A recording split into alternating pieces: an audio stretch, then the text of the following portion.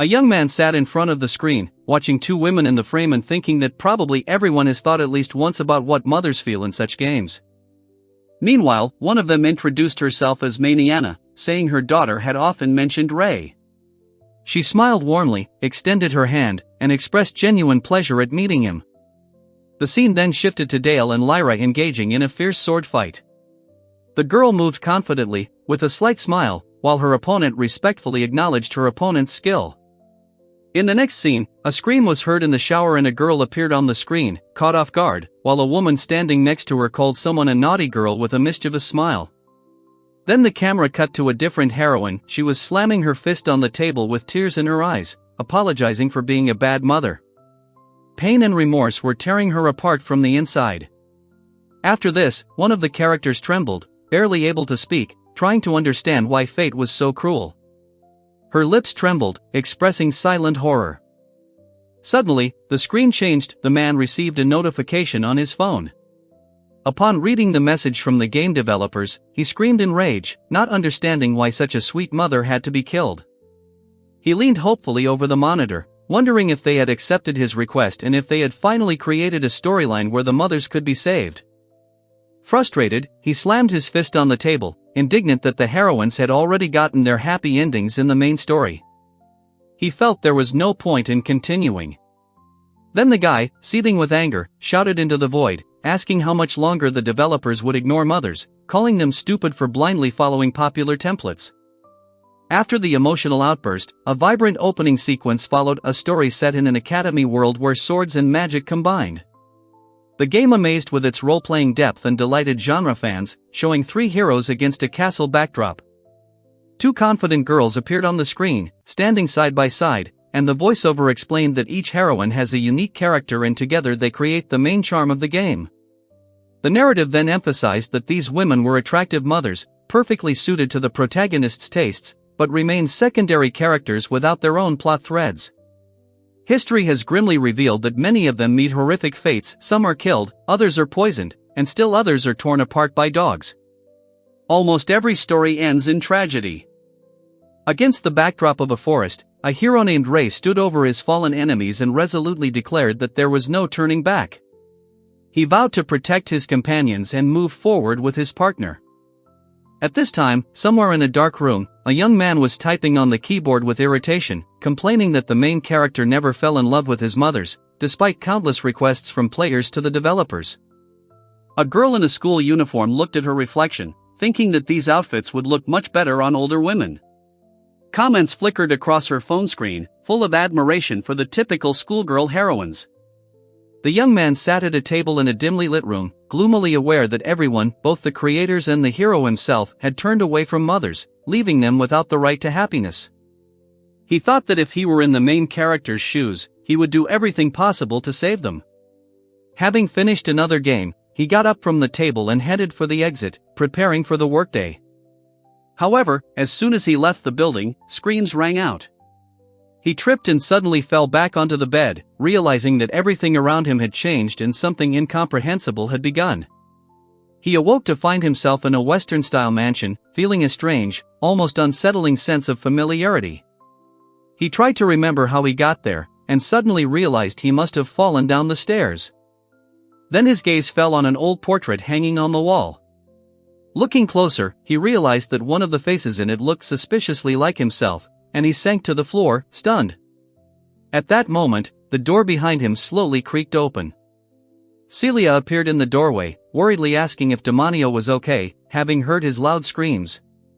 He turned to her, shocked, barely able to pronounce her name, unable to believe he saw her alive. Then the girl standing next to her suddenly realized that Rosa was the mother, and Rosa herself, with unwavering determination, said that she would remain faithful to Demanio's side under any circumstances, calling her son the most precious being in her life. Gradually, it dawned on him, he had truly entered the game's world. This realization filled him with delight. He was in Mamafan, the world where he'd spent hundreds of hours playing as the hero. But when the young man looked in the mirror, his heart sank. The reflection didn't show Demanio's face at all. He realized he had found himself in the body of a villain, and this was the worst possible transformation. Meanwhile, the narrative introduced Demanio Tridal, an arrogant aristocratic mage, confident in his own superiority. In the background, the protagonist, a simple man defeated by him, loomed large. Then a scene flashed through my memory, where the same man, unable to control his destructive power, drowned in black, fiery flashes. Death overtook him again and again, no matter what path he took. Panicked, the boy realized he'd found himself in the world of Mamafan and was at risk of ending just as horribly. Sweat streamed down his face, and his mind raced with the thought of what to do now to avoid the bad ending. Afterwards, he cautiously asked if Demanio was alright, noticing how pale his face had become. Then Rosa, noticing his anxiety, came closer and gently reassured him, radiating a calm that brought him relief. Soon, a woman with wavy hair appeared, Rosa Tridal, Demanio's stepmother and a minor character in the story. She awkwardly apologized to the dark-haired man for entering without knocking. She then admitted that she had become alarmed when she heard the scream, and added, embarrassed, that perhaps her reaction had seemed too hasty. Leonis, standing nearby, noticed that she looked frightened. She hesitantly uttered a short "oh," and he merely gave a thoughtful assessing the situation. Then the woman with the flower in her hair smiled softly and assured everyone that there was no reason to worry, taking full responsibility for what had happened. But in another scene, an enraged young man harshly accused the woman of only pursuing his father's money. She recoiled, overcome by vague, chaotic memories that painfully pierced her consciousness. He wondered if these images belonged to Demanio himself before his reincarnation, and saw a young man grieving for his dead mother, who poured water on a girl named Rosa, demonstrating his hatred. Then the memory shifted. At dinner, someone mentioned with a slight smile that Rosa continued to show maternal care to Demanio despite his coldness. He looked away, unable to accept her kindness. In another fragment, a woman desperately stood between an enemy and her child, begging for mercy for the kneeling one. A merciless swordsman stood before them, sword raised. The man, with a cruel grin, threatened her not to interfere, holding a bloody knife to her face. She turned pale, but didn't back down an inch. Finally, the black-haired young man silently watched as the girl with long curls lay in a pool of blood. The voiceover explained that this was the end of Rosa in Mamafan and the same outcome awaited her on all routes. The young man, overcome with guilt, apologized to Rosa, blaming Demanio himself for what had happened. The woman then smiled softly and said it would be terrible if she had a scar on her face, after which she readily forgave all his past mistakes. Afterwards, he admitted that his former stubbornness was simply a typical age-related rebellion, an attempt to attract attention. He quietly added that he simply wanted to get closer to his mother, Rose, and regretted his behavior. Suddenly he lost his temper and called her mom, and then became embarrassed when he realized he'd said it the same way he had during the game. Rose looked at him in surprise, and he, panicked, didn't know how to justify himself to her. Then the woman, beaming with joy, suddenly hugged him, delighted that he finally acknowledged her as his mother. He froze in embarrassment, feeling his heart beat faster from her sincere tenderness. When she pulled away, he couldn't help but notice how striking her figure was, and he inwardly leaped at the sudden realization. Rose merely looked at him with mild interest, oblivious to his confusion. In the warm light of the lamp, she softly said that he should now call her mom more often. Her voice sounded gentle and homely, as if enveloping him in comfort. Then she smiled, assuring him that she understood everything and always knew that deep down he was a kind and caring boy, no matter how strict he seemed on the outside. After this, Rosa suggested taking things slowly and gradually strengthening their bond as a true family. The boy listened silently, feeling the trust building between them for the first time in the decorated room. After a while, the girl cheerfully said goodbye, promising to see him soon. The boy, left alone, sadly thought how unfair it was that such a kind woman like Rosa should die unappreciated. He thought she was too sweet for a tragic fate. He thought about the fact that in Mamafan Rose was killed by a demon, and with renewed determination he decided that if he tried harder, he could change her fate and save the mother he lost in the game. Soon, an even more daring thought entered his mind. What if he could save all the mothers who never had their own storylines? The idea ignited a mixture of fear and excitement within him. The narrative transitioned to a frame, explaining how while the main characters suffered at the hands of fate, some supporting characters, forgotten by players, found salvation thanks to him. The screen showed a naked man preparing for training and a new battle. Clenching his fists, he declared with a desperate glint in his eyes that he needed strength to protect his mothers. His gaze reflected unwavering determination, mingled with a maddened drive to achieve his goal. Then he stood beneath a powerful waterfall, letting the streams of water lash his body, determined to steal his woolen body so he could rewrite his story. Nearby, another man lifted a heavy log between the trees, also honing his strength. At this time, Demanio sat among a pile of books by candlelight, studying the pages with fanatical attention. The narrator noted that this man was a gifted but unpleasant nobleman, possessing both power and wealth. The camera then showed him planting his foot firmly on the ground, mentally repeating that his fate depended on whether he could train tirelessly and not fall into the role of a villain. He confidently proclaimed that the lolicon hero would save all the girls and gain unprecedented power, after which he launched a spell that caused a blinding explosion that tore apart the battlefield. Leonis, standing among a group of allies Celia, Miella, Lyra, and 2 other women, loudly declared that he would save all the mothers of this world. Some looked at him with admiration, others with a slight smirk. Then he ordered everyone to retreat when Tridal's peacekeeping force encountered a wild bear, much larger than expected. Leonis wondered if they had a chance against such a monster. The bear growled and rushed forward, and at that very moment, darkness swirled above him from the Dance of Darkness spell. 3 figures watched from the sidelines, preparing to engage in combat if the magic proved insufficient. The 3 armored soldiers looked at each other in amazement, discussing how their master had managed to defeat the monster with a single blow. They couldn't believe they were witnessing such a feat. Afterwards, he vowed to complete the task as quickly as possible, hoping to earn Rosa's praise. It flashed through his mind that 3 months had already passed since he was reincarnated in the body of the villainous nobleman named Demonic. Heavy clouds swirled above the majestic mansion, and a voiceover mused on how much Lord Demon had changed. He'd once treated his servants like cattle, but now he was a completely different person. Meanwhile, 2 maids discussed their young master's diligent training and even his participation in capturing a monster. A man and a servant walked down the hallway, chatting thoughtfully about recent events. In the spacious living room, a man sat confidently on the sofa, and a woman stood next to him, noting that he had become a truly worthy person, capable of managing the house. Since the current head of the family, Glenn, was often absent, the duties of manager fell to his son. After a brief discussion of the terms of the deal, they reached an agreement, and Demanio asked that the signed document be placed in the safe. The man in the dark suit briefly confirmed the order, and the woman with long hair politely apologized as she handed over the papers. An elderly man watched silently from the side, observing the proceedings. She then hesitantly asked if he was sure of his decision to hand over the contract, noting that the recipient might deceive him and run away, leaving him without a fortune. In response, the 2 men laughed harshly and contemptuously. One sarcastically remarked that Rose had charmed Lord Glenn with her figure, while the other added that she should show them her talents as well. The man in military uniform, his gaze heavy, recalled Rosa's past. She came from an impoverished aristocratic family, and although she smiled, her politeness concealed anxiety and pain. The narrator explained that after marrying the head of the family, Glenn, she became a second wife and since then had endured numerous humiliations and accusations of self-interest. These rumors deeply hurt her, even though there was someone nearby who tried to support her. Then the young man clenched his fist and shouted angrily, calling her a sellout, preoccupied with his father's money. At that moment, he realized that this was exactly how the old Demanio had behaved before his reincarnation.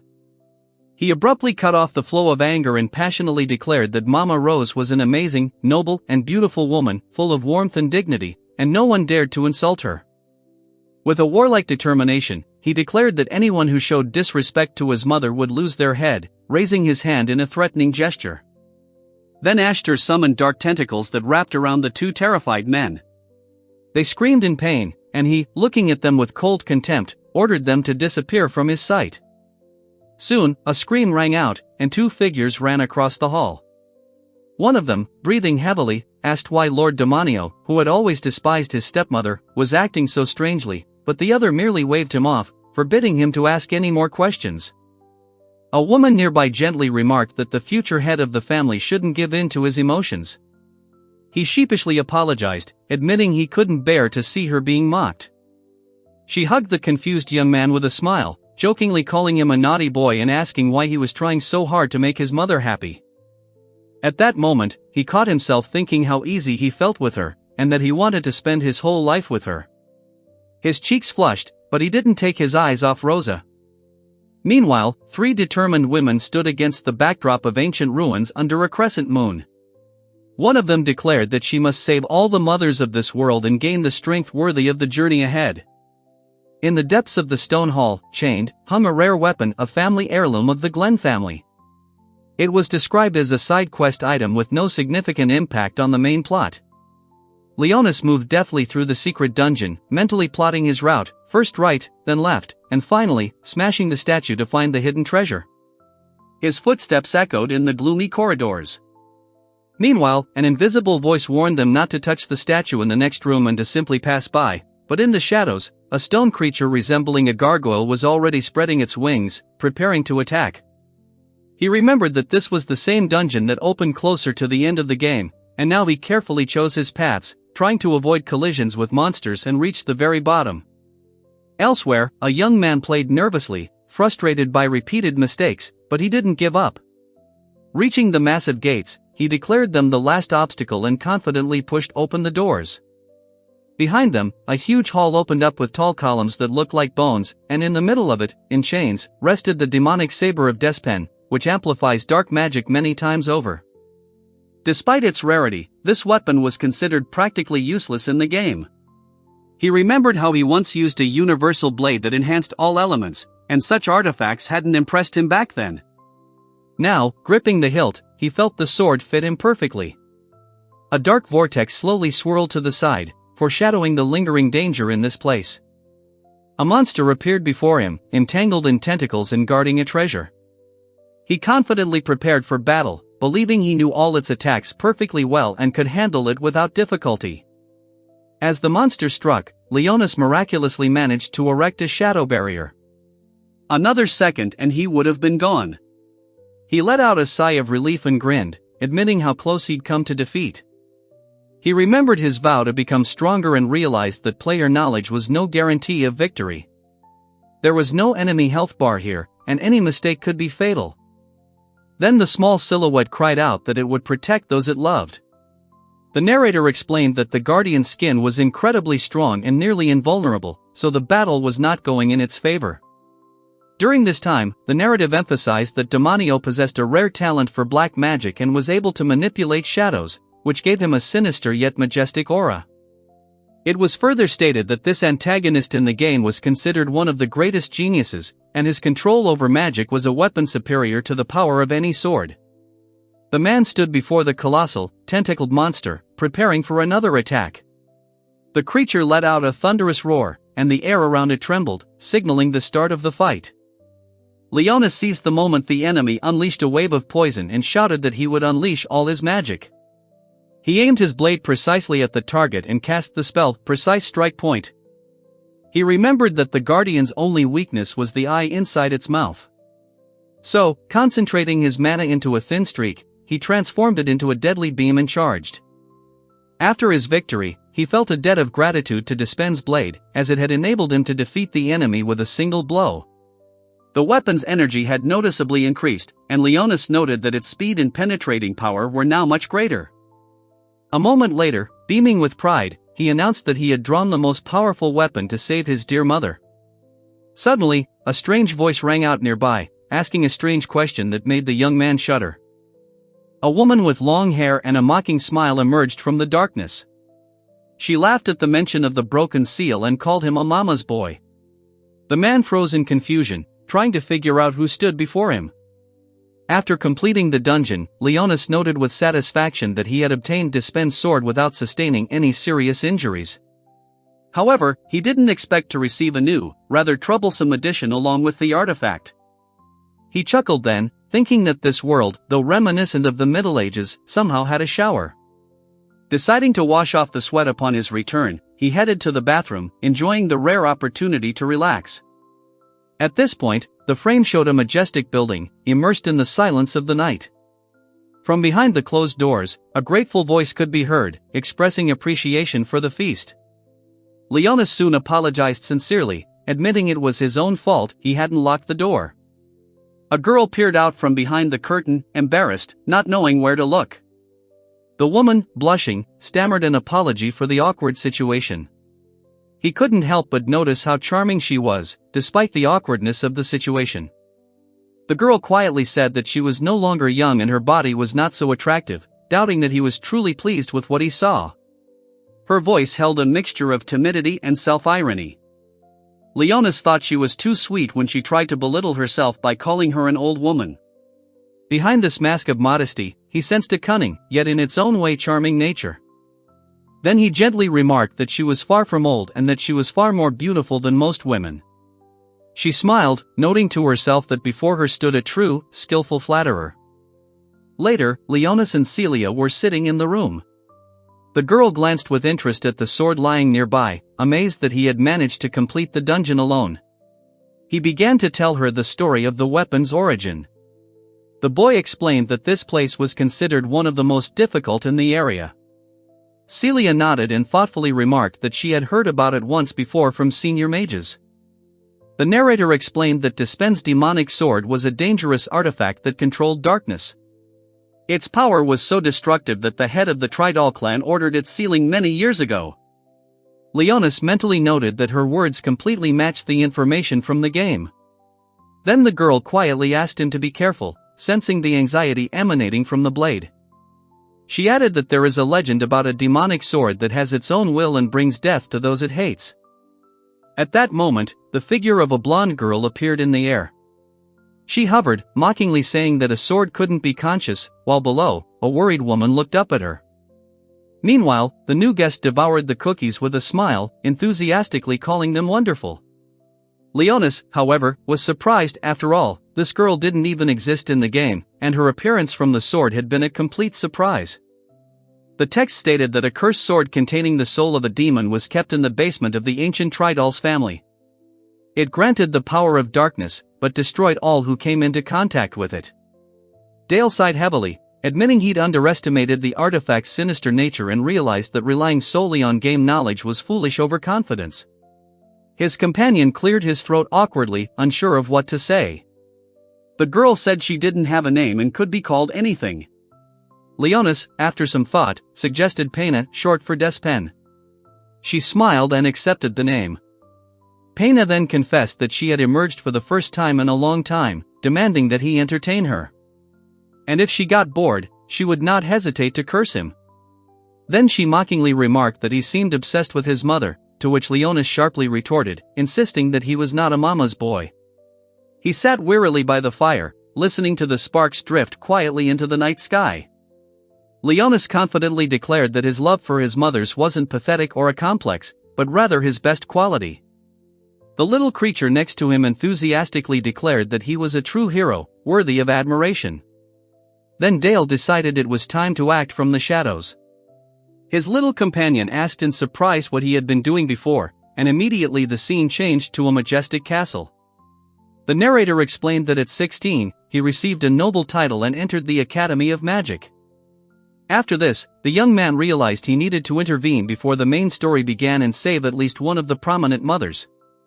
A woman sat on a bench nearby, a popular heroine with a huge army of fans. The narrative then introduced Maniana Velhaven, a sorceress swordswoman known as the Witch of Thunder. Her gaze radiated strength and determination, and in her hand she clutched a sword sparkling with lightning.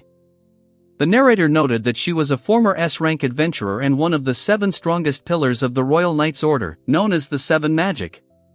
Meanwhile, the man watched as the two women headed toward the majestic building.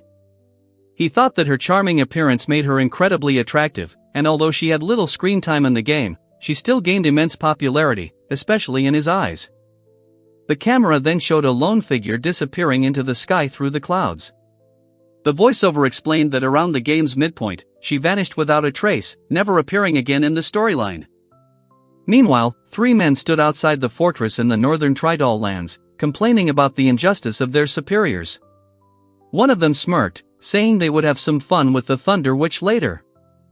They discussed their diligence despite the dangers, and one mockingly remarked that, although she was not young, her body was divine.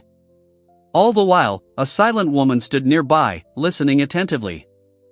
Under the moonlight, the figure looked up in surprise as the small, glowing creature explained the layout of the ruins, revealing 4 guards at the front gate and 3 at the rear. The man noticed that the kidnapping of Mama Money was happening exactly like in the game. The star girl laughed and called him helpful, teasing him with memories of his past life. He then explained that the spirit accompanying him was visible only to him, could transform into a glowing ball, and even eat food. So he decided to share with her his knowledge of his former life and game. The girl confirmed that a terrible fate awaited Maniana, captivity and humiliation, hinting that the hero intended to save her. The scene shifted to a gloomy lair, where, at the game's conclusion, the woman reappeared after a long silence. There, Maniana, who had sided with the enemy, forced the protagonist to accept defeat. Their swords clashed with such force that the air filled with electrical flashes. After a fierce battle, Maniana came to her senses and, with a weak smile, apologized for being a bad mother. She then cast a spell and died, while the hero, Ray, hugged Monica and went on to the next boss. Hearing this, the young man was overcome with shock and despair. He wondered if this was truly the end for Mama Manya, and if there was even a way to save her from this fate. After a pause, he admitted that the scene with the abuse of Mama Money had deeply hurt him, but soon added sharply that such a thing was unforgivable, and he would not allow it to happen again. Under the slender crescent moon, he desperately pleaded for an escape route to be added to the game, but all his requests were in vain.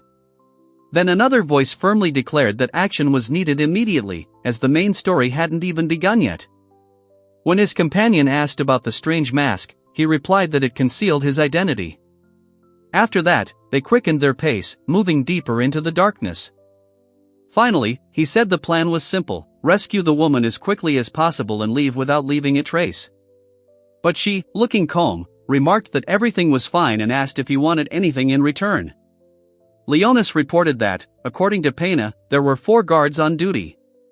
A playful figure nearby admitted that he was only concerned about Mama Manya's happiness, greatly embarrassing the little companion watching him. Then Ashtar cast the black slave spell of darkness, and several opponents, unable to comprehend what was happening, froze in place, unable to move. He rushed forward, clutching his sword. The girl watched the mage closely, noting how skillfully he wielded basic magic, transforming a simple spell into something truly devastating. She thought this was a remarkably high level of skill for such a young fighter. Later, she praised the gentleman for his confident use of magic, but he dismissed her, saying the place was unremarkable, just petty thugs. After that, he curtly ordered them to move on to the underground complex. Down below, among the stone corridors, Leonis pondered how such an experienced warrior as Maniana could have fallen into the hands of pathetic bandits. The thought seemed completely illogical to him. He explained that the enemy leaders had deliberately set a trap to capture her alive, while deliberately excluding torture and other humiliations for unknown reasons. The man, with a sly grin, declared that only a strong and noble woman like her was worthy of their attention. He was certain that everything would go exactly as he planned. Then Anakichi Ujima, frowning, began to talk about how he preferred erotic scenes to the meaning of the plot, which caused open bewilderment and irritated condemnation among the two interlocutors. Later, the burly man explained that a special spell cast through the collar around his neck completely blocked the use of magic and prevented any physical enhancement. His words were tinged with pride. The woman noted ironically that he seemed to think only of men. Angered, he abruptly ordered her to be quiet, and the two remained sitting opposite each other on the cold stone floor of the cramped room. The powerful, one-eyed mercenary smugly boasted that he was allowed to do whatever he wanted with any woman who showed fidelity. His short companion merely smiled tensely, preferring not to argue. Meanwhile, Maniana recalled how she dreamed of becoming a strong mother, capable of protecting her daughter and making her proud. She vowed to become even more powerful for the sake of her late husband's memory.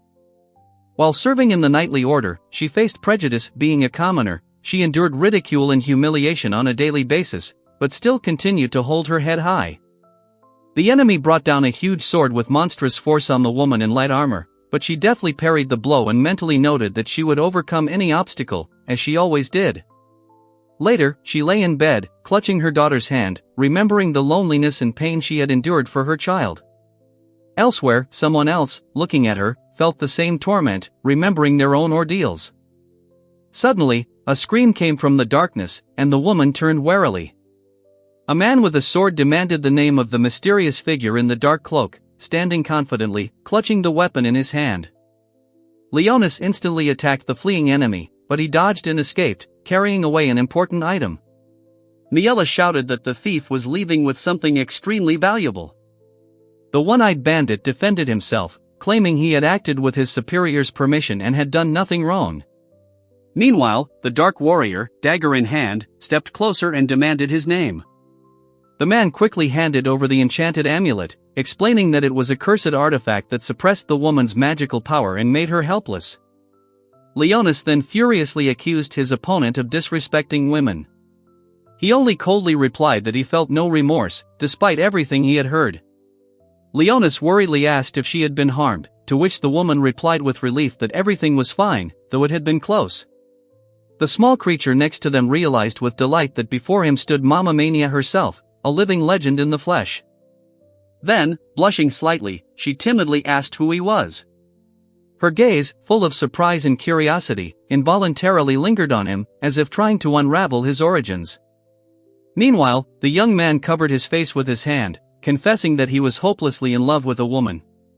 The small flying companion hovered nearby in surprise, unsure whether to laugh or pity him. Afterwards, he raced down the long corridor, holding the woman in his arms and asking her to hold on tight. She looked at him with slight confusion, wondering when the last time someone had risked themselves for her was. Soon he gently helped her settle into the tent, advising her to get some rest. She apologized, noticing that she felt slightly feverish, and outside the window, night enveloped the clearing where their temporary camp stood. Then Leonis assured her that she was now safe and his task was complete. The woman, lying in silence, wondered when she would find the moment to quietly leave while he slept. Later, she stood in the hallway, reflecting on how she was merely a second wife, merely a facade, since he was surrounded by young beauties. And yet, she felt grateful Mr. Glenn had saved her family. Miela, looking out the window, recalled the plight of her noble but impoverished family. She knew their position depended solely on their connections with the Tridal family, and she vowed to keep a smile on her face, no matter how humiliating. She kept telling herself that she had to keep smiling, even if it seemed forced. The main thing was to not let anyone see her fatigue and inner pain. When her strength failed her, she fell asleep, realizing that fatigue would eventually overtake her, no matter how strong her spirit seemed. Her face remained calm in sleep, as if she had finally found a brief moment of peace. That morning, the boy cheerfully invited the girl to share some cookies with him, and she readily agreed. They sat at a table in the fresh air, and the girl reflected on how she'd been feeling an unusual amount of happiness lately. The dark-haired boy confidently declared that he'd had a fantastic time. The girl's eyes widened in surprise, not believing he was serious. He admitted he was ashamed he'd allowed her to take the initiative without acting like a man. She quickly countered, claiming he'd been bold and energetic enough. The girl became embarrassed and waved her hands in denial, and then admitted that her conscience would not give her peace until she paid for everything properly. The young man then tried to object, saying there was no point in doing anything. But the flying creature nearby intervened, advising him to allow the woman to be cared for so she could find peace of mind. He nodded in agreement. The woman asked him earnestly if he was confident in his decision to train under her guidance. He confirmed without hesitation that he was ready, having decided to trust her experience.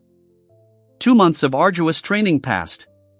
Leonis realized he had reached his limit on his own and now needed a mentor like Mama Mani, whose mastery of swordsmanship and magic was unparalleled. She responded firmly, agreeing to train him, but noted that training alone could not fully atone for her past mistakes. Her gaze remained unwavering. The dark-haired youth thanked her, and nearby, little Pena cried out joyfully, announcing that Mama Mania would now be their teacher. Then the woman reminded him that she had already turned down many similar requests, even from nobles. She admitted that patient training had never been successful, as a true lesson could only be learned through combat. Then she asked again if he was truly ready to train with such a ruthless mentor. Leonis recalled that in the game, Mama Mania had a tendency toward combat obsession, always craving battles and new challenges. This thought made him wonder how different she was from the image of the kind and calm mentor he saw now. The story then brought to mind Demanio, a young genius, a demon with impeccable mastery of magic. He was considered arrogant and ruthless, but in reality, he only pretended to be a typical aristocrat, hiding a very different heart beneath his cold exterior. Leonis and Lyra clashed in a furious duel, their blades ringing like music. Lyra sensed in every blow his genuine sincerity and noble determination, a desire to grow and become stronger at any cost. Suddenly, she became flustered, whispering that she shouldn't remember anything. Meanwhile, Leonis braced himself for another blow, determined not to miss this chance, even without understanding the meaning of her words. Watching from the side, the woman with the sword noted a dark technique, shadow binding. She recognized the move by the way the blade's shadow pinned the ground, immobilizing the opponent. She calmly explained that this skill was good for slowing down and holding an enemy, but admitted that against a high-ranking fighter like him, it was almost useless. Lyra tried to take a step, but realized with horror that her right leg seemed rooted to the ground. She struggled to free herself, but movement was impossible. Leonis then explained that if the spell's power is concentrated in one spot, its effect is greatly increased, completely blocking movement. He noted that in the normal version of the spell, the energy dissipates, allowing for some movement. Lyra, watching him, noted the precision with which the young man controlled his magic without a single hesitation, as if every movement had been calculated in advance. A flicker of admiration crossed her gaze. Meanwhile, Miela cast her own spell, mentally wishing to convey her love to her dear mother. She, too, understood. The boy wielded magical power with extraordinary precision and maturity. Leonis soon collapsed to the ground, dropping his sword, but a confident smile played on his lips. He admitted that he was not yet capable of defeating her, and the woman stood opposite him, stunned and silent. Then she admitted that she had been completely defeated by a 15-year-old boy. Her gaze expressed a mixture of annoyance and respect, a rare combination inherent in warriors. She wondered how powerful he would become if he continued to develop his gift and discipline. Meanwhile, Leonis stood nearby, looking up at the sky, feeling the gentle breeze and his confidence in his own abilities. He whispered softly that his heart was pounding so hard it was hard to concentrate. The woman gently remarked that the fight must have been hard for him and asked what exactly he was fighting, her or himself. After a pause, she said he was obligated to address her as master. He jokingly suggested Master Mania. She chuckled, noting that it sounded too cumbersome, and added that she had to conceal the fact of her apprenticeship from the Order of Knights. With a gentle smile, she teased him, saying that if it came down to it, she would let him marry her, calling him Demanio. Her words sounded easy, but with a hint of embarrassment. Leonis eagerly agreed, taking her hands firmly. She, blushing, hastened to add that she was only joking, considering herself too old for such conversations. She blushed again, but the young man confidently said he'd used a contraceptive spell. The woman recalled the racy terms from the game, and he, composing himself, merely smirked smugly. The narration noted that Mama Mania had now secretly become his mentor. The scene shifted to a view of the Tridal family's stately mansion, bathed in evening light. Behind the door, two servants whispered among themselves, while nearby, a noblewoman acknowledged Sir Demanio's remarkable talent with a slight smile. The other, folding her hands, replied that she had expected no less from such a genius. The woman was carefully arranging fresh flowers in a vase when someone off-camera remarked that she was strikingly beautiful and that Demanio must be thrilled to have such a mentor. Her movements were soft and precise, as if nature itself were at her touch. Leonis then firmly declared that he was ready to undergo the most arduous training for the sake of his dear mothers. Miela, however, noticed that the flow of his magic was uneven. He extended his hand and offered to sense his mana so she could determine the problem. Meanwhile, the camera panned to a majestic building beneath a partially clouded sky. The instructor's voice was stern, reminding them not to lose focus. It was just training, after all, but it had to be taken seriously. An hour earlier, a shirtless young man stood on a rocky shore, calmly gazing at the waves. A woman approached, carrying a basket, but suddenly he clenched his fist and let out a loud cry as energy swirled around him. A moment later, he pierced the rock with a powerful blow and stood up confidently. An admiring voice could be heard from off-camera, claiming that the young man seemed to have mastered the technique to perfection. The mentor praised his strength, as expected, but added that the foundation of magical combat is physical enhancement through mana. She urged him to focus more on basic exercises, not forgetting consistency. Then the young man proudly declared that Mama Mania was now his teacher. A woman with long hair, standing nearby on the shore, only listened quietly, observing his determination. He reflected that, despite her talk of violent methods, she proved to be a patient and attentive instructor, explaining every technique down to the last detail. This strictness only deepened his respect for her. During their next duel, she easily parried his attack with a precise kick, noting to herself that he was truly talented at fighting shadow fighters. Her memory of past battles where such opponents had given her no small amount of trouble surfaced. The woman watched his movements with interest, amazed by the precision with which he controlled his own shadow. She noted how quickly he was mastering her sword and body techniques, as if absorbing the knowledge into every cell. She acknowledged that he was already stronger than she had been in her youth and called him frighteningly gifted. Leonis himself stood there, breathing heavily and drenched in sweat, but he had no intention of giving up. Coming closer, she stood behind him, commanding him to concentrate his energy in the center of his body. She infused some of her mana into his flow, explaining that this risky method would accelerate his growth and help his body acclimate to the high energy density. With a slight smile, she warned that the process might be a little too exciting. The young man looked away in confusion, feeling the closeness of her body take his breath away. She couldn't resist teasing him, saying that if he was so easily thrown off balance, his enemies could use it against him. He quickly replied that he already understood that temptation could weaken even the strongest. Then she hugged him from behind, pressing her whole body against him, and said it was part of the training, requiring concentration.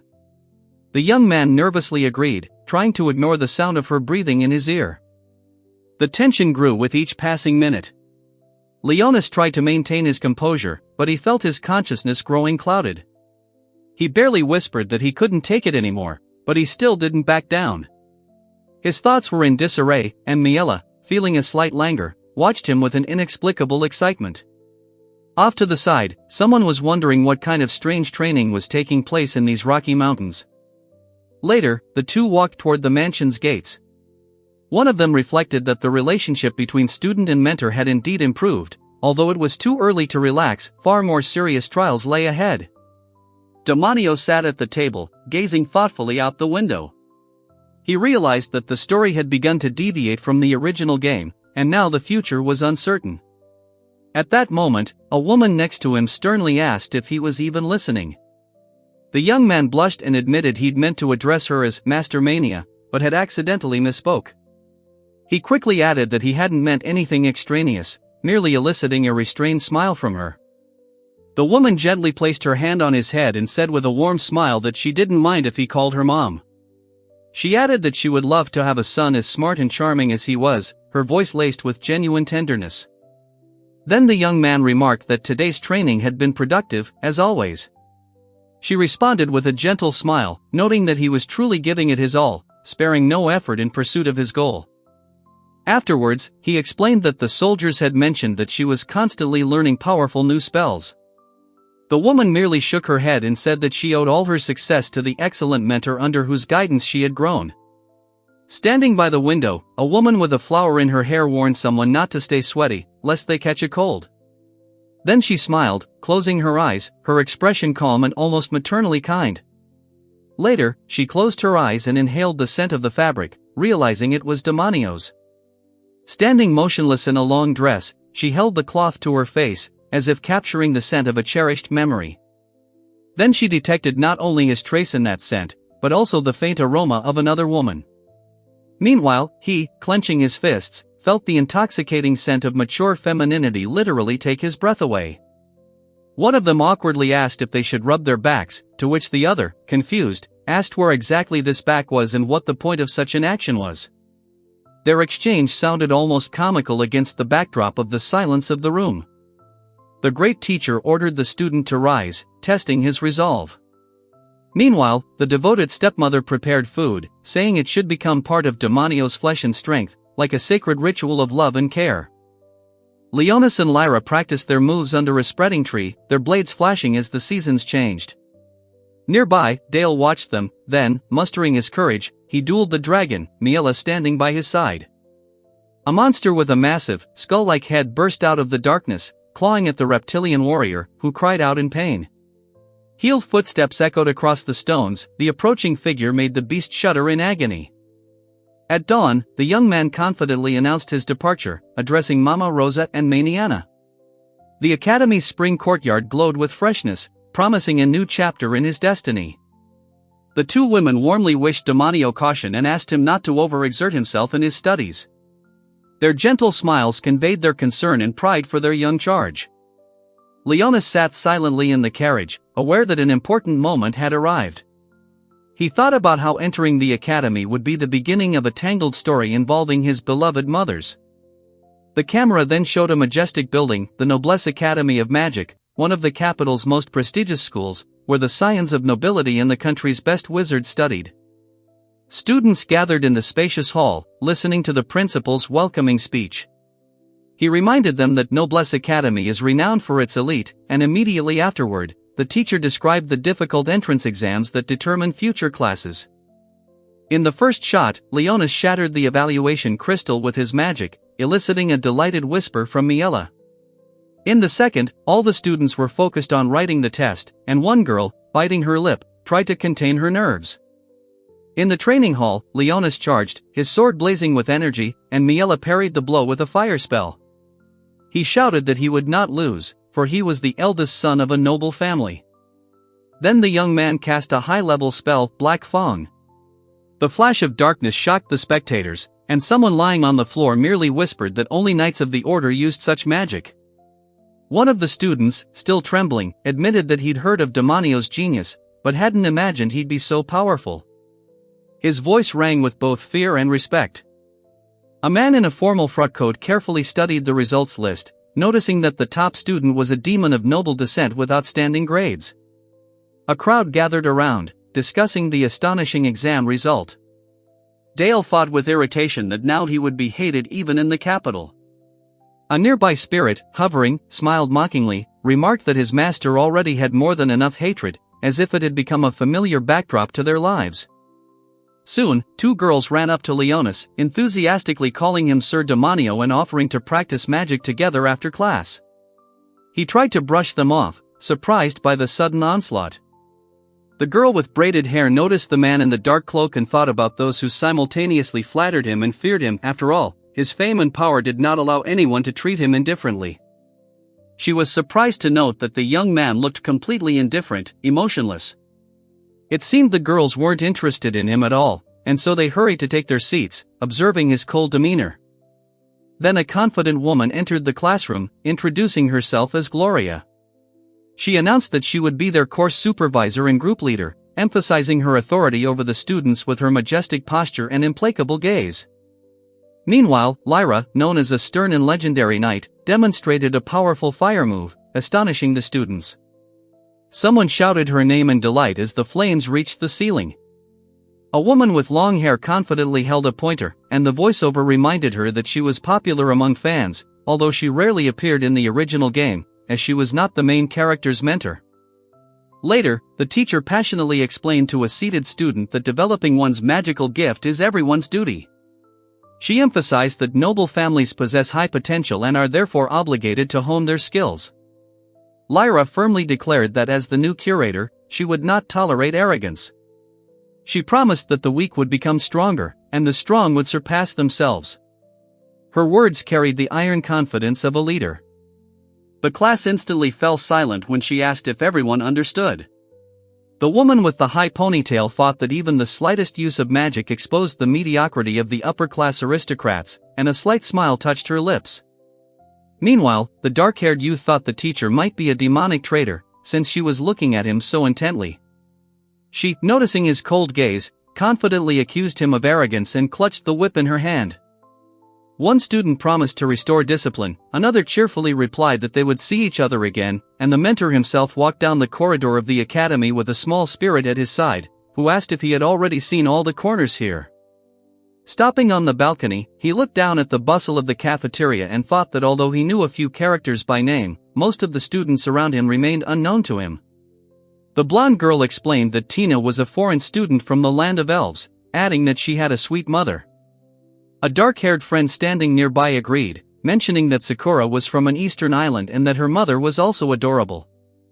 Leonis recalled that all these heroines in the game were conquerable characters, and he himself had once skimmed through some of the scenes. At that moment, something splashed loudly in the cafeteria. Apparently someone had made a mess with the food. The girl loudly protested when three guys accused her of eating right in the middle of the table. One of them rudely suggested she move to a corner so as not to disturb the others, and the atmosphere immediately became tense. The twin-tailed girl narrowed her eyes, recognizing Rebecca, one of the main characters from Mama-fan. Her gaze blazed with determination, and the boy standing next to her remarked that he hadn't yet had a chance to experience this plot. Dale sternly declared that he would not tolerate any wasted food. Leonis, sitting nearby, froze, his eyes wide. He immediately realized that the game's protagonist was standing before him. The silver-haired youth looked composed, and the dark-haired figure watching from above chuckled, muttering that the villain had finally taken the stage. Thus, Ray Brave, the original story's protagonist, made his first appearance at the academy. One student shouted that they were looking at a real pervert, startling a girl nearby. Another quickly stopped the outburst, while the girl defended the accused, reminding him that he was still just a teenager. Dale thought with irritation that now he would be hated even in the capital. A nearby spirit, hovering, smiled mockingly, remarked that his master already had more than enough hatred, as if it had become a familiar backdrop to their lives. Soon, two girls ran up to Leonis, enthusiastically calling him Sir Demanio and offering to practice magic together after class. He tried to brush them off, surprised by the sudden onslaught. The girl with braided hair noticed the man in the dark cloak and thought about those who simultaneously flattered him and feared him. After all, his fame and power did not allow anyone to treat him indifferently. She was surprised to note that the young man looked completely indifferent, emotionless. It seemed the girls weren't interested in him at all, and so they hurried to take their seats, observing his cold demeanor. Then a confident woman entered the classroom, introducing herself as Gloria. She announced that she would be their course supervisor and group leader, emphasizing her authority over the students with her majestic posture and implacable gaze. Meanwhile, Lyra, known as a stern and legendary knight, demonstrated a powerful fire move, astonishing the students. Someone shouted her name in delight as the flames reached the ceiling. A woman with long hair confidently held a pointer, and the voiceover reminded her that she was popular among fans, although she rarely appeared in the original game, as she was not the main character's mentor. Later, the teacher passionately explained to a seated student that developing one's magical gift is everyone's duty. She emphasized that noble families possess high potential and are therefore obligated to hone their skills. Lyra firmly declared that as the new curator, she would not tolerate arrogance. She promised that the weak would become stronger, and the strong would surpass themselves. Her words carried the iron confidence of a leader. The class instantly fell silent when she asked if everyone understood. The woman with the high ponytail thought that even the slightest use of magic exposed the mediocrity of the upper-class aristocrats, and a slight smile touched her lips. Meanwhile, the dark-haired youth thought the teacher might be a demonic traitor, since she was looking at him so intently. She, noticing his cold gaze, confidently accused him of arrogance and clutched the whip in her hand. One student promised to restore discipline, another cheerfully replied that they would see each other again, and the mentor himself walked down the corridor of the academy with a small spirit at his side, who asked if he had already seen all the corners here. Stopping on the balcony, he looked down at the bustle of the cafeteria and thought that although he knew a few characters by name, most of the students around him remained unknown to him. The blonde girl explained that Tina was a foreign student from the land of elves, adding that she had a sweet mother. A dark-haired friend standing nearby agreed, mentioning that Sakura was from an eastern island and that her mother was also adorable. Leonis recalled that all these heroines in the game were conquerable characters, and he himself had once skimmed through some of the scenes.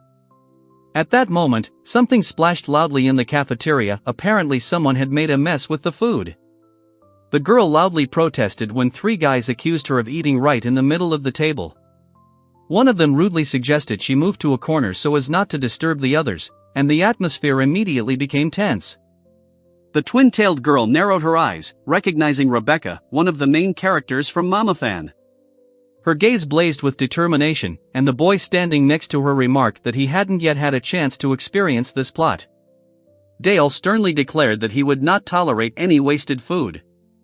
Leonis, sitting nearby, froze, his eyes wide. He immediately realized that the game's protagonist was standing before him. The silver-haired youth looked composed, and the dark-haired figure watching from above chuckled, muttering that the villain had finally taken the stage. Thus, Ray Brave, the original story's protagonist, made his first appearance at the academy. One student shouted that they were looking at a real pervert, startling a girl nearby. Another quickly stopped the outburst, while the girl defended the accused, reminding him that he was still just a teenager. The silver-haired boy clenched his hand in pain, and the blonde man laughed loudly, mockingly declaring that he heard that he was unable to use magic, and called him a talentless commoner, unworthy of challenging the nobility. The narration noted that the protagonist, Ray, truly lacked magic and could only rely on swordsmanship. However, the narrator dismissively added that this was irrelevant to the story's outcome. Dale clenched his fist and resolutely declared that he would rise to the top of the academy without any magic, proving that even an underachiever can become a genius through hard work. His words sounded firm and confident. Then Leonis thought that even though the guy spoke convincingly, soon after this his magical power would certainly awaken. After all, the plot was already predetermined. The hero explained that he was the descendant of a legendary hero and was capable of using ancient magic accessible only to him. Someone chuckled, calling his words overly pompous. The girl added with interest that in the future this hero will save the whole world, and the guy confirmed that the villain Demanio, according to the plot, dies in the middle of the game, suffering a humiliating defeat. Leonis realized that it was better not to be at odds with the protagonist, but on the contrary, to strengthen friendly relations, because an alliance with him could become decisive in the upcoming battles against enemies. However, he squeezed the hand tightly, feeling emotions boiling inside him.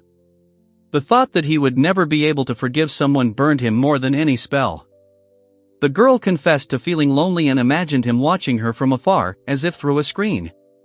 Meanwhile, he was hesitating whether to leave now or stay by her side until dawn.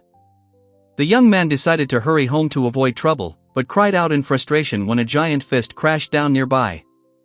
Meanwhile, the other man considered whether it might be worth keeping his distance from the hero for his own peace of mind. Dale angrily vowed to catch the insolent commoner, while Leonis calmly adjusted his sleeve. Celia praised him for his composure and asked if anything was wrong, but he remained silent. He admitted he'd just felt a powerful thirst for blood. Someone was radiating malice directly at him. Apparently, the person was angry and couldn't contain the darkness within. The narrative reminded him that if the game's plot unfolds, now is the time for the hero to meet the girls and strengthen their bonds. The clock on the tower showed that a full hour had already passed since classes began. A woman with long hair asked if anyone knew the spell. One of the students enthusiastically answered yes, surprising the entire class. The dark-haired youth confidently began explaining the sequence of the magical ritual approved by the Julius Association of Magicians. The white-haired student next to him awkwardly admitted that he was trying to study diligently, as befits a true student. Lyra clutched her racket, irritated by Dale's effortless grasp of her material and his diligence in class. He himself happily volunteered to tackle the next task. The boy joyfully declared that classes with Mama Gloria were the most fun, but the girl sitting next to him became indignant, asking what the demonic traitor was planning. A young man stood in the background with a mocking grin, watching the argument. Leonis reflected that the last thing he wanted was to be known as a troublemaker, but he understood that if events deviated from their original course, his previous knowledge would cease to be useful. At that moment, he noticed movement outside the window. Carol and Mina, his classmates, stood in fear before two older students who had rudely reprimanded them for spilling coffee on Greg's shoes. The girls apologized, but the boys demanded they come closer. A confident young man threatened one of them with expulsion from the academy, and another, standing nearby, tried to calm them down, saying that they were just joking and did not intend to cause harm. Two guys were discussing Greg's habit of flirting with freshmen, watching him hug two girls at once. The dark-haired student quietly asked if someone would come to rescue them, and his neighbor thoughtfully remarked that they were all classmates. Leonis leaped forward and announced that he wanted to be a son his mothers were proud of. One of the boys chuckled and remarked that it seemed he saved not only young women but also mature ones. Two women nearby smiled, and one of them admitted that she wasn't interested in young women at all. The next moment, Demanio landed masterfully with a powerful kick, raising a cloud of dust. Two onlookers cried out in amazement, one called him by name, the other asked what was going on. Two students exchanged horrified glances when they learned that a demon from the traitor family had won first place among freshmen. Their faces expressed a mixture of fear and disbelief. Leonis noticed the third-year students from Class A and wondered if there was a strict hierarchy at the academy. The blond man next to him assured him that while the newcomer was a genius, he still had a long way to go to match the seniors. In the original game, he was famous for beating up anyone who irritated him, including upperclassmen. Now, Leonis calmly but firmly apologized to them, changing the script of his fate. The young man bowed low, promising to make amends for his classmates' actions, and asked for forgiveness. Two girls called out to him anxiously, and the man standing next to him merely chuckled nervously. Leonis had resolved not to become an arrogant villain and was willing to bow his head as much as necessary. People around him were saying that such submissiveness was just a way to score points, and the boy himself was called a weakling. Suddenly, Dale kicked Leonis and declared that he would become famous by defeating the academy's best fighter. Celia, watching, covered her face with her hands in fear, and someone nearby muttered Leonis's name sympathetically. One of the men mockingly suggested he not resist and promised to let him go without pain. Young Leonis sat on the ground, thinking it seemed the beating was finally over. But suddenly one shouted, calling the other a bastard, who, with a defiant smile, sharply retorted with a crude joke about a mother's breast. The first one turned pale, gritting his teeth in humiliation. The next moment, Leonis struck Dale with such force that he staggered back, barely managing to stay on his feet. Leonis coldly asked if he even understood the force he was dealing with. In another scene, a woman with a gentle smile invited an embarrassed man to lie down next to her, reminding him that a son should sleep with his mother, as usual. They lay under the covers, a quiet, ambiguous intimacy reigning between them. The man struggled to contain his confusion as he held the sleeping woman's hand. Her breathing was even, and he struggled to keep dangerous thoughts from creeping in. Leonis shouted again in anger, asking if his opponent understood how much he had to endure every day. The man in the suit collapsed to the ground, writhing in pain, while Leonis stood over him, his rage undisguised. The dark-haired youth solemnly proclaimed that a mother's breast was sacred and forbade offensive talk. Two girls enthusiastically wrapped their arms around him, while several boys approached angrily. The blonde girl, confused, admitted she didn't understand what was causing his outbursts. The other two, ignoring him, continued to cling to him, while he nervously insisted that it wasn't necessary. Greg, the third strongest third year, lay unconscious. Everyone was talking about how he suddenly snapped after being defeated by first-year Demanio. Two students were arguing about a brilliant student, one denied the dirty rumors, the other enthusiastically told how he knocked down his opponent and threatened to silence him, which impressed the girls. One of the men thoughtfully asked if he intended to seize control of the academy, and the other replied that his bad reputation was only growing and there was no way to stop it. A young boy was thinking about how he was considered a problem student when a confident woman named Gloria stood in front of him, accusing him of finally showing his true colors, calling him an incorrigible brat. He tried to explain himself, saying that he wanted to say a lot, but mentioned that Carol and Mina had already told him everything. Miela calmly remarked that saving others was more of a form of self-defense, then sternly ordered him to run 20 laps around the field as punishment. The boy immediately apologized and promised to be more careful. Then she reservedly admitted that her experience as a teacher told her that she had an honest guy in front of her, and added that she might have been mistaken in her assessment. The girl gently patted him on the head, telling him that he might be a prankster, but he was definitely not a hooligan. Leonis looked up at her, struck by the unexpected warmth of her words. It came to mind how the other teachers treated Demanio like a walking bomb, while Mama Gloria saw him as an ordinary student, strict, but capable of kindness. He thought that she combined gentleness and discipline, remaining the best teacher, and he clenched his fist, deciding that he would not allow anything bad to happen to her. He stopped before the tall monument, looking at her with determination. She firmly declared that she would not let Gloria's mother die, and ordered the others to go forward, taking responsibility. Lyra ordered everyone to remain vigilant, reminding them that low-level dungeons are deceptive, and ordered everyone to move immediately, without further ado. The woman explained to the students gathered at the entrance to the dungeon that for first-year students, research was a mandatory part of their studies, but for seniors, it was only a voluntary test. The narration specified that the participants would spend 1 day and 2 nights in the dungeon, with upper-class students exempt.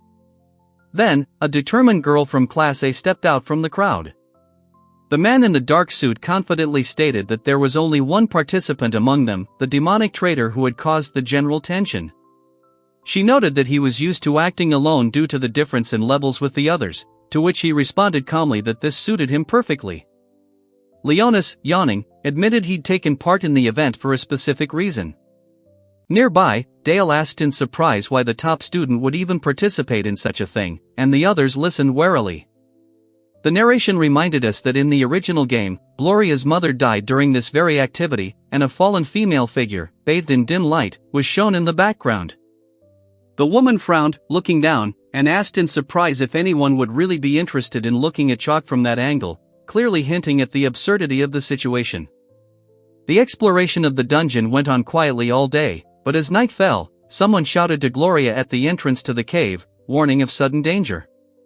Soon everyone gathered underground around the fire, and one student asked in surprise if anyone had children. Another calmly replied that there was nothing unusual about that. Gloria smiled as she listened to the young man explain that because he was always busy, he rarely got to return home, and there was a hint of weariness in his voice.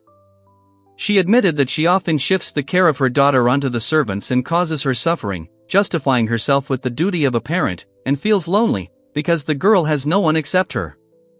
She announced with a confident smile that after completing her classes she intended to take a few days off to finally do something truly maternal, not out of duty, but from the heart. The dark-haired young man ate calmly while a girl next to him addressed him as master. Meanwhile, the red-haired woman remembered that she had promised to take her to the market and then to a performance, and decided to fulfill that promise.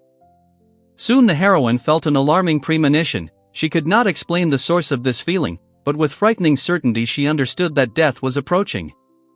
Leonis recalled how Gloria's mother could trigger so-called death flags in the game with her actions. It was her first day off in a long time, and she decided to dedicate the day to her daughter. The narrative noted that the enemy's targets were the Mamafan heroines, each with their own secrets and origins. The day after these conversations, the enemy leaders were already preparing an attack on the dungeon. He begged to let him figure it out himself and leave immediately, remembering how she had given her life protecting the students and died without even having time to retreat. A scene from the funeral flashed before his eyes. Gilda stood by her mother's coffin, sobbing loudly, repeating the word mama. Leonis admitted to himself that he, too, had been unable to hold back his tears. After that, he vowed to save her at any cost and destroy all these stupid, predictable death flags, as if cut out of a script. Later, Leonis and Dale stretched out after swimming, enjoying the rest, and Miela reflected that following the original plot helps to predict the actions of enemies, but complicates one's own tactics. 2 pairs of students stood by the signs labeled men's bathhouse and women's bathhouse. One was surprised that there were hot springs even in the basement, while the other explained that the academy had installed them specifically for training purposes. Lyra sternly forbade Dale from peeking, and he, blushing, promised to behave himself. She also noted that the walls of the spring looked suspiciously dilapidated, as if they could collapse at any moment. Leonis tried his best not to look in the direction of the bathing girls, mentally swearing to avoid any ambiguous situation, because the slightest carelessness could get him into trouble. He noticed the spring itself, inhaled the steam, and decided to relax, enjoying the hot water. Celia watched him with mild curiosity, trying to hide her smile. The young man thought she was unusually sweet, imagining her apologizing for her figure, as if embarrassed by the loss of it. He was amused by this natural feminine insecurity. The woman noticed with a sly smile that his companion in the mixed bath was an old demonic professor, and added that it seemed that luck had turned its back on him again. She sarcastically suggested that the students would probably prefer to see a naked young woman rather than her, and he acknowledged that he understood their thoughts. Then she calmly added that her body was unlikely to excite anyone.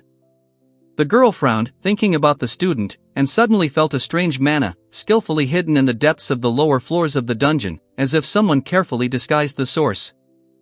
Under the hood, an observer sensed a surge of magic and became wary. He doubted they had been noticed, but he sensed a powerful surge of energy, suspecting someone was preparing for a major attack. In the dark corridor, a cloaked figure stood over a prostrate body, and next to him, an armored warrior suggested that this unconscious man was connected to the lightning witch case. Leonis and Celia turned around in surprise as the hooded figure said that plans needed to be adjusted immediately and activated a magic circle, illuminating the cave with a dark glow. Suddenly, a three-headed dragon burst forth from the depths of the cave, scattering rocks and engulfing the group in a wave of heat. Panic filled the air as everyone realized they were confronting a creature from legend. The woman rushed forward, her eyes widening at the sight of a gigantic hydra writhing in the smoke. A trembling voice nearby spoke, disbelieving that such a monster could actually exist. Lyra, covered in sweat, asked in horror how it was possible for a mythical monster to end up in a basic dungeon run by the academy. Her words rang out with a mixture of disbelief and alarm. Dale gripped his sword tightly, preparing to strike, when a massive, snake-like body crashed from the ceiling, causing the others to flee in terror. A small girl stood to one side, desperately trying to revive someone. The group members vacillated between panic and desperate resistance. One of them noticed the monster's incredible strength, and the next second, a flaming projectile hurtled toward them, illuminating the cave with fire. Lyra abruptly ordered an end to the futile attacks, declaring that the students had no chance. She ordered an immediate retreat, reminding Miss Gloria of evacuation protocol and asking her to take command. One of the men called out in desperation to Gloria, who was standing with her back to him, staff in hand.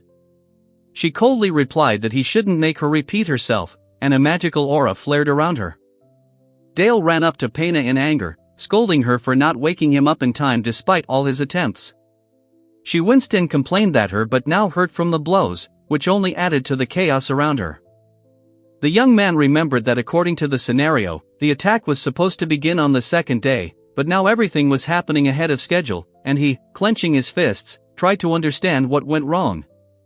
Dale watched as the students panicked and fled the cave, Celia hurrying after them.